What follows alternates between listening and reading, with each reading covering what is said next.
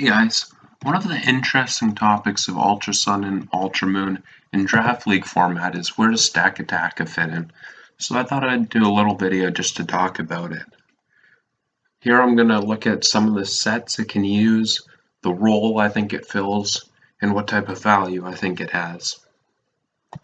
The first set I'm starting with is the Trick Room Cleaning set.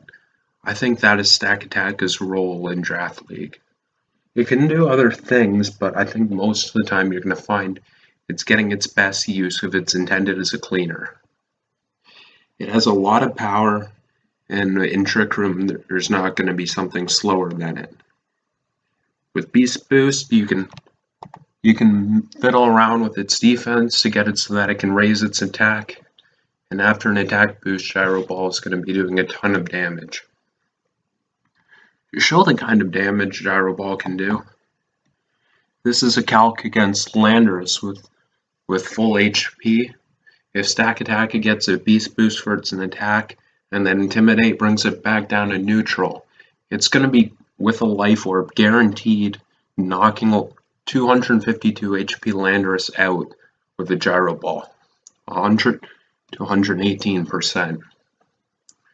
That gives you an idea of how hard it is to try to wall this Mon after it's gained that boost. Even Mons that resist Gyroball aren't going to be taking it that well, unless, of course, there's Skarmory or Ferrothorn or whatever. With this set, a lot of what you're going to see is Trick Room, of course, Stone Edge and Gyroball, and then here you'll probably see Earthquake or Superpower. It could try something else like Zen Headbutt. You might see Rock Slide for accuracy when power is not really needed. But mostly you're basically just going to see that.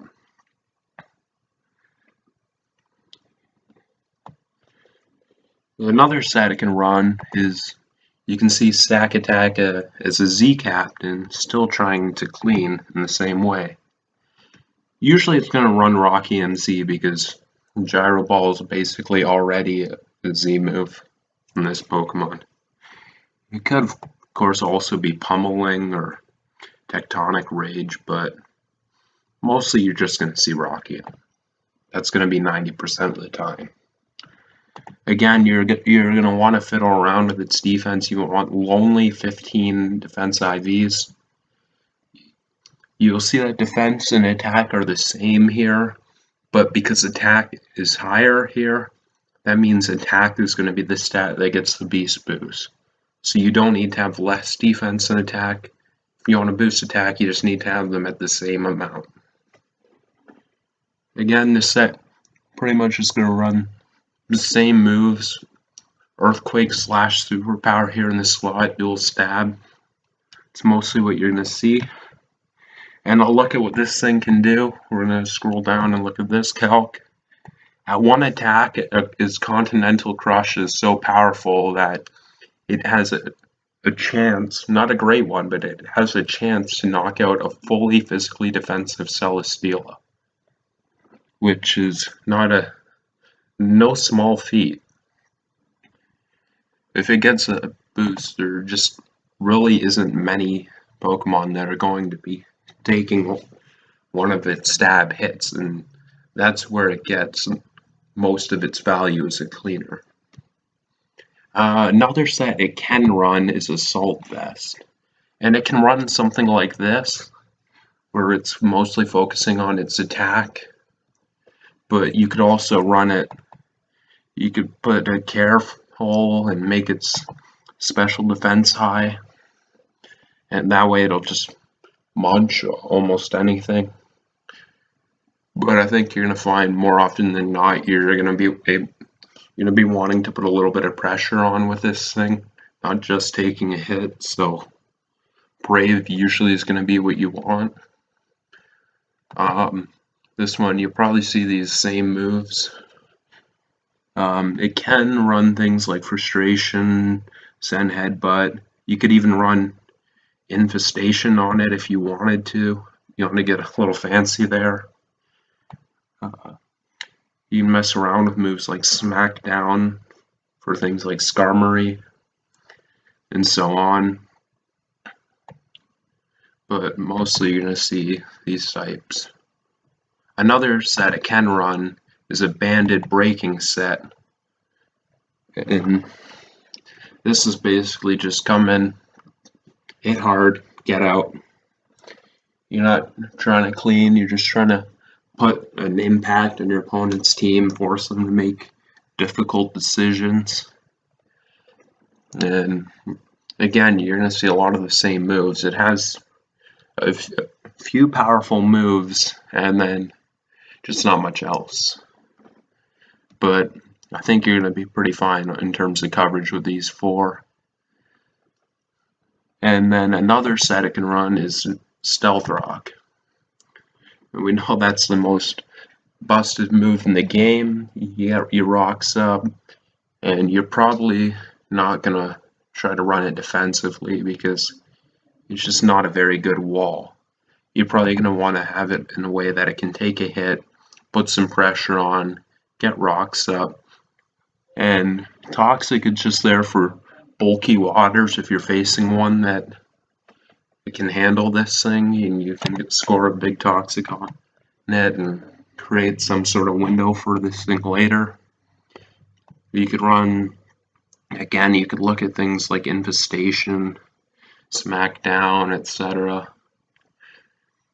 And there's another set with this thing you can run if you so choose, and that's a Totemize. If you like Totemize sweepers who, after they Totemize at jolly max speed, are still slower than Heatran. If that's what you like, Stakataka might be your guy there.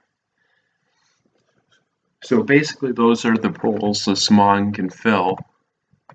When I look at its value, I think right where it is in Tier 2 is pretty good fit. I don't think it's one of the best Tier 2s, but I also don't think it's one of the worst.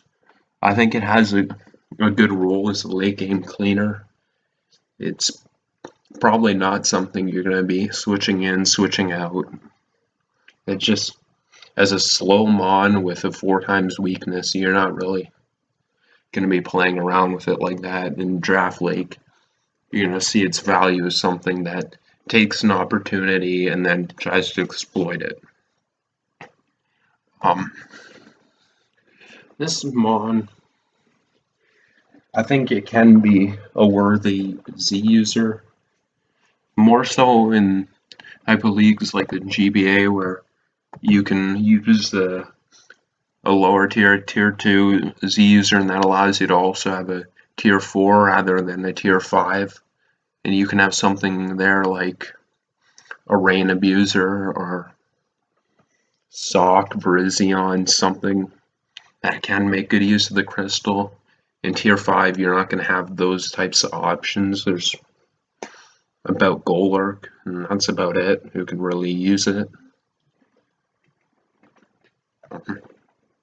It's not really in the top tier of Z users with things like Landorus and Scolipede. You're not going to look at it like one of those. It's more so if you get something like, I don't know, Mew, Self-Steal, something you're going to want to run leftovers on, something you want to have variety on. And you want to still be able to put on that type of pressure. That's when you can go and grab something like Stakataka for that role.